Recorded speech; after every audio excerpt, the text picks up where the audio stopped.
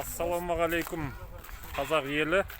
Біз мына Ақши ауылында Қазбек би көшесіне келіп тұрмыз. Осы жақта тұрғындармен кездесіп, өзімнің үгіт насихатымды жүргізіп жатырмын. Соған тұрғындар өзінің мұнда жолға байланысты, суға байланысты наразылықтарын айтамыз деп жатыр. Столбыларға байланысты соған назар аударыңыздар. Бастай беріңіз. Біздің бірінші жол түскен. Енді жолымызға сол енді не су болу керек бізге, жол түсу үшін, асфальт болу үшін балаларға неге жауын шашында жүре алмайды. Мынандай жолдан. Ана жақты тағы бөліп беру керек еді жолды. Су қалай, суды қайырын алып отырсыздар? Суды қазір әркім өз күшіне сүйеніп, кейбір семьяларда мысалға су жоқ. Өзіміз мына колонкамен қаздырып алғанбыз. Сол су. Айта бер. Төкті қойды, қойғанда бүтін 2-3 айдан кейін қисайып, бәрі құлақ алып тұр, қараңыздар. Енді қайсыны мен түсіріп алайын, тоқтаңыздар. Келіп құрытып кетті, оның түбін лықтаған жоқ, цементте құйған жоқ. Әне майысып тұр мына біреу. Мен неше рет көрсеттім. Столбылар ма? Кәбіл ұстап тұр, әйтпесе баяғыда құлаушы еді. Кәбілді алса, ол жерге жатады ол. Құлайын деп тұр. Астына қазған жерге құйылмады ма? Цемент.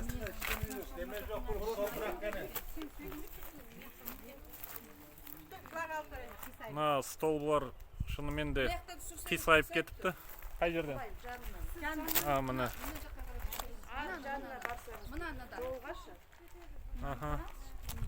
Одан кейін трансформатордың ішіндегін алып кетті, жаңасын алып кетті да бүйті.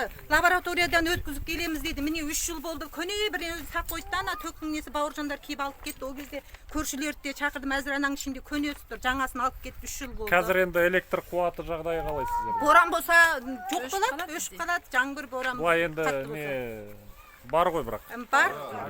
Сыртынан немне қоршап беру керек, темірмен ашық қалады, көбінде ашық қалады. Балалар ойнайды. Қазір кішкене жақындатайын мен. Біз өзіміз ананы немен бұрап қойғанбыз. Ішіндегі жаңасын алып кетті.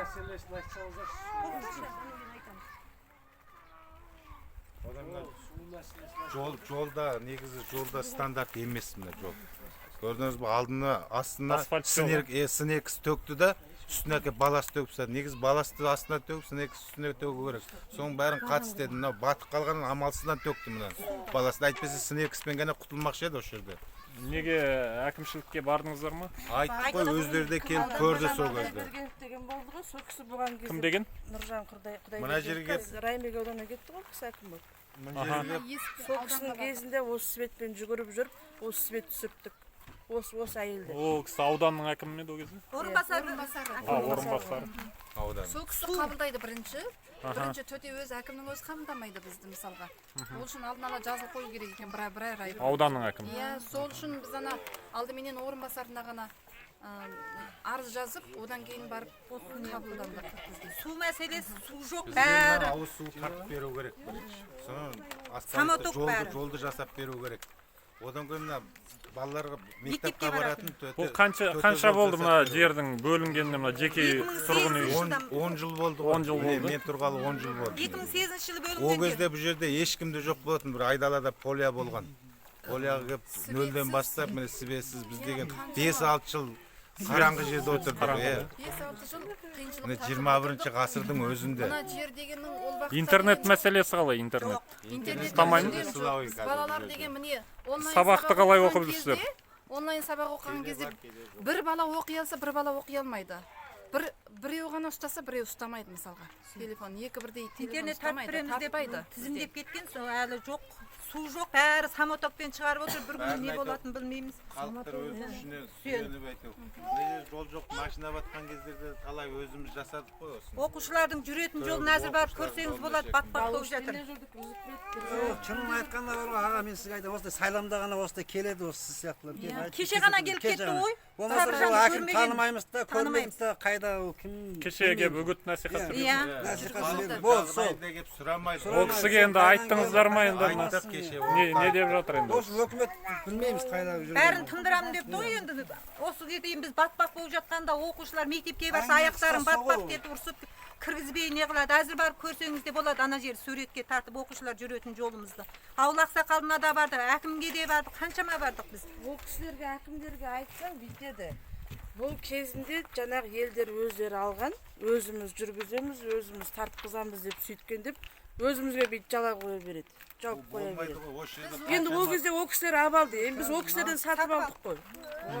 Олар бізге берген жоқ, олар жаңа өздерінің беретін адамдарына берді ғой сол жылдары.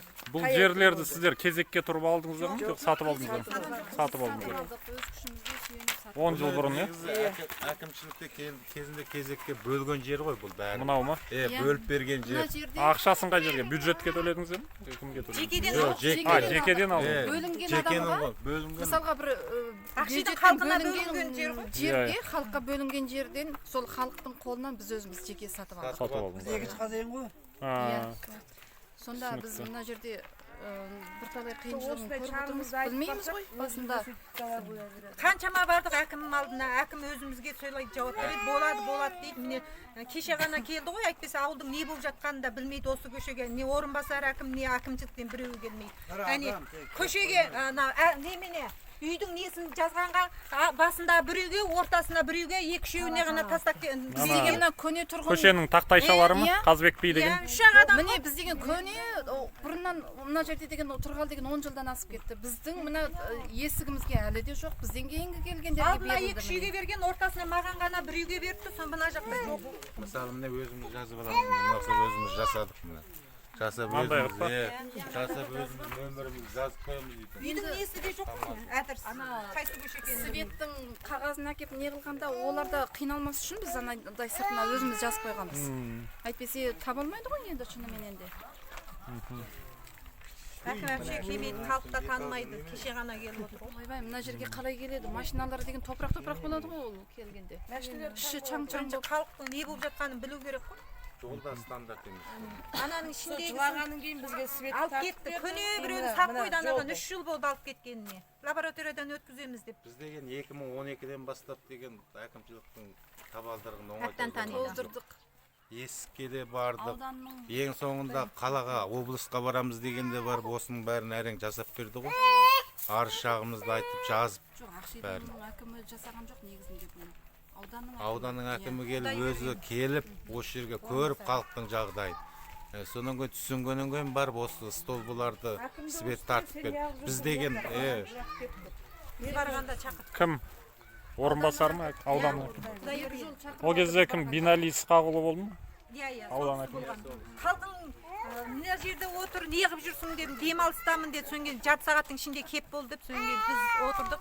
Әкімді шақыртты сол кезде. Білді ғой. светтің бастығы келді ауданнан. Едіға. Олар келіп, бәрі келіп көріп, рас жағдай жоқ болғаннан кейін амалсыздан тартып берді. Амалсыздан жасап берген нәрсе. Оны мына келді тасып түсіп, сразу жасап кетті. Свет жоқ кезде мына жақта бір жас отбасы болды. Енді ол көзім көрген оқиға болды да, енді ол қараңғыда ана үйінің есігінің алдынан түсіп шығамын деп баспалдақтан құлап баласын да түсіртіп алған кез болды. Мынандай жағдайда. Біз енді Құдайға шүкір, Құдай сақтады. Су мәселесі. Су қиын болып жатыр ғой. Иә, бәрі өз Міне үй саламыз, самоток мысалға. бәрі. Үй саламыз, су керек. Мынандай агород саламыз, су керек, оның бәріне де. Жоқ, мысалы, Ауыз су Таза су болу керек қой, таза суы. Сосын жол обязательно керек екеуі. Ауыз су менен жол сөзсіз керек бізге. Одан кейін ана балалардың жүретін жол батпақ болып жатыр. Әзір сол жерге барсаңыз да көресіз. Қай жерде? Алыс па? Жоқ, мына сіз мынадан былай түзу шыққаннан кейін мына жақта бір екінші көше деп бір көше бар мынандай. ана Сол ағаш көшеден былай қарай жамбылға ары қарай шығатын кетсеңіз. жерде Енді Чәрпаяған ол мектепке жанында. балаларға да жақында, машина да жоқ. Балалар жүргенге де Чертежде жақсы. сол жол. Чертежде бар. Алдында соны көрсеткен бізге. Одан артынан айту мына жерден бір жол ашып берді білмеймін. Ол жол жасамасаңыз да мына чағыл төккенде сол чағылдан төгіп беріңіз бір екі арба деп ауыл ақсақалына да бардық.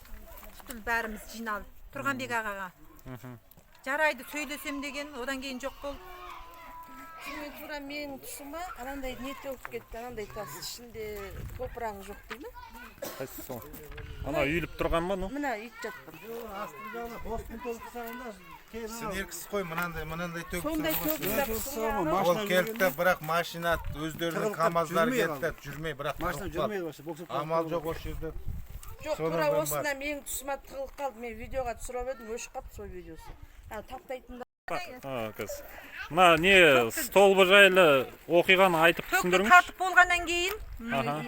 Мына тіреуі жоқ қазір столбылардың. 2 айдан кейін Басында тіреуі бар столбы қойған, э? Иә, сол Содан? 2 айдан кейін алып кетті сол қойған компаниясының адам нелер келді. Не деп түсіндірді олар? түсіндірген жоқ, алып кетті. Біз оны білмейміз ғой. Солар қойып жатқан өздеріне керек болды ма деп ойлап қаптық. Оны әкімшілік жақтан келді ма, біз өзіміз төк келгеніне қуандық та. Енді сол тіреудің кесірінен қазір Әне мына қисайып қисайып тұр тұр ғой бәрі. бәрі. Әне, мына четінен тарсаңыз, әне көріп тұр, құлақ алып тұр. Иә, жаңа көрсеттім. Құр топырақ. Кім айтып берші? Аты жөнім Әділ. Мына жол туралы Біздің жолымыз негізінен мына столбының түбінде екен, бірақ қазіргі күнге дейін жасап болмады бұл жолды. Біздің қазіргі жүріп жүрген жолымыз мынау міне. мынау, Балалар осы жолменен барады мектепке. Сосын анау көшенің аяқ жағында тағы да осы сияқты жол бар. Сонымен осы көшенің ар сіздің жағында. наразылығыңыз мына жолда не жаңағы? Біздің жолды Батпақ болады, жаңбыр жауған кезде батпақ жауынды болады. күндері батпақ болады. Сонда біздің ендігі қойып отырған неменеміз болмағанда мына бұрынғы жолымызды үлкен көшеге ұстастырып жасап берсе, столбының түбіндегі жолды. Сонымен біз енді көп те болса, аз да болса разы болар еді.